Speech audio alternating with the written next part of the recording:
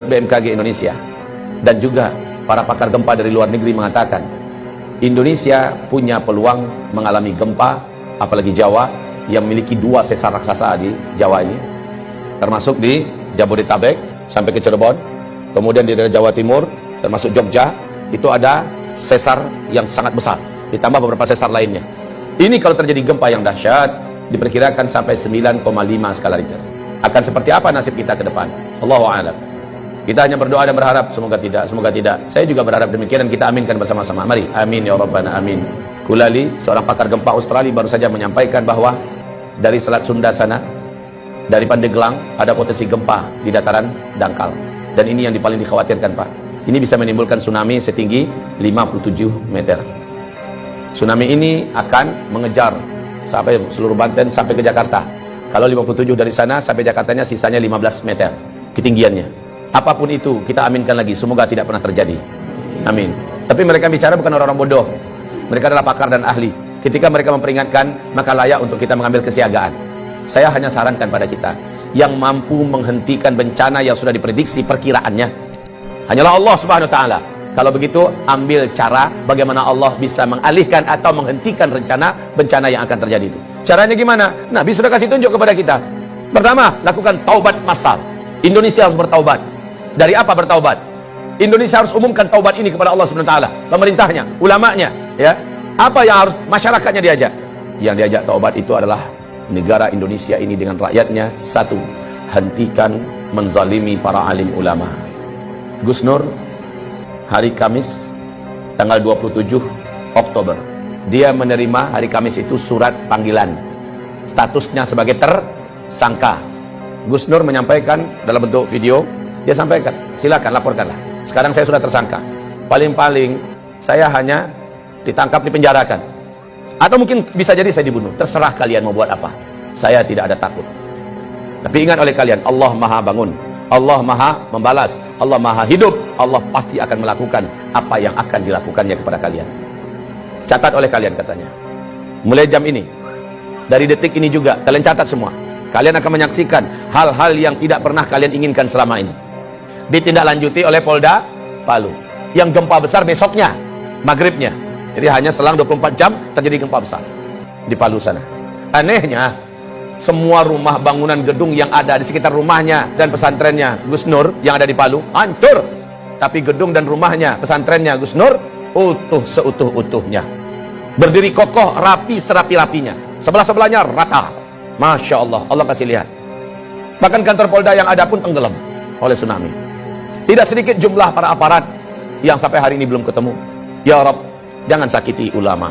Saya sudah sampaikan kepada pemerintah negeri Republik Indonesia tercinta ini. Anda berutang ke sana kemari dengan harga dan angka yang sudah sangat gila-gilaan. Dan ini membahayakan untuk NKRI ke depan. Sekarang mau Anda tambah utang berapa? Silahkan tambah. Anda bangun di sana-sini. Tapi dengan perilaku Anda menyakiti para alim ulama, mereka wali-wali Allah di muka bumi ini, mereka kekasih-kekasih Allah di muka bumi, Allah ratakan semua, Allah habisi semua yang kalian bangun, bahkan nyawa kalian pun tidak akan terselamatkan. Ingat ini baik-baik, wahai para penguasa. Anda tak lama berkuasa, hidup Anda juga tidak lama di muka bumi ini. Jika para alim ulama tidak Anda perlakukan dengan mulia, ibarat Allah yang kami muliakan. Tidak ada rezim yang ada dalam sejarah lalu menentang para pembawa-pembawa dakwah, melainkan rezim itu akan berakhir dengan tragis. Baca sejarah, buka Al-Quran, buka sejarah bagaimana setiap rezim yang berani menentang pembawa-pembawa dakwah dengan tragis. Wa kadzalika ja'alna likulli nabiyyin aduwwa syayatinal insi wal jin. Musuh-musuh dakwah ini adalah setan-setan manusia dan setan-setan jin. Demikian Allah firmankan, yuhi ba'dhum ba'dha zukhrufal qawli ghurura. Konspirasi mereka sesama mereka saling rapat dan akrab dalam rangka memadamkan dakwah. Tapi pada ujungnya, qul ja'al haqqa wa zahaqal batil. Kalau kebenaran sudah datang, kalau kebenaran sudah diusung dan dibawa, diperjuangkan, yang batil pasti akan enyah. Apa yang kurang dari Firaun?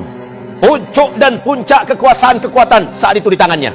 Negara-negara mana yang tidak takut dengan kekuasaan yang dimiliki oleh Firaun? Kekuasaan yang luas, bala tentara yang banyak, persenjataan yang hebat, media semuanya di tangannya, semua kekayaan ada di tangannya. Kurang apa Firaun?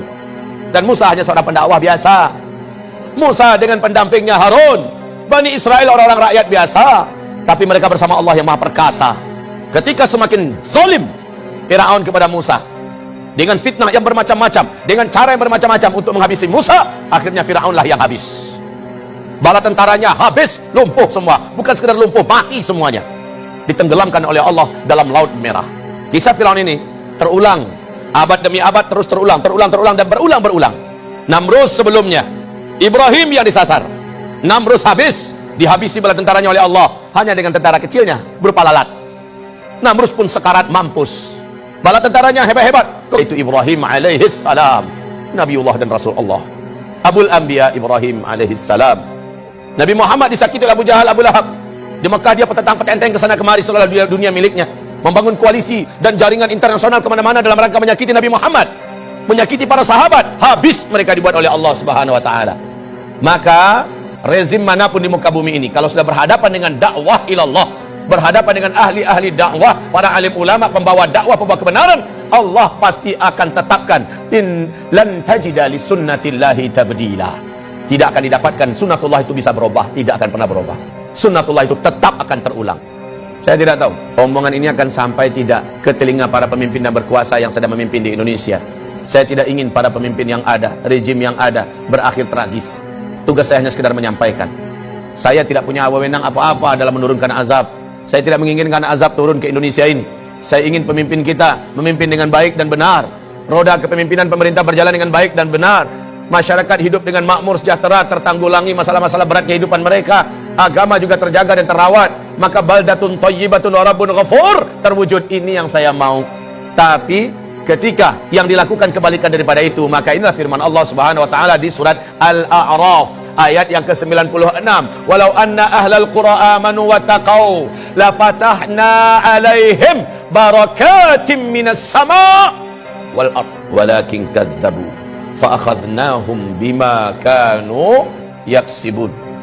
Kalaulah suatu negara, suatu bangsa, penduduknya benar imannya kepada Allah dan mereka melaksanakan perintah-perintah Allah, meninggalkan larangan-larangan Allah dan Rasulnya, la fatahna alaihim barakatim minas sama'i wal ard, pasti kami bukakan selebar-lebarnya pintu-pintu barakah dan kebaikan dari langit dan juga yang keluar dari bumi.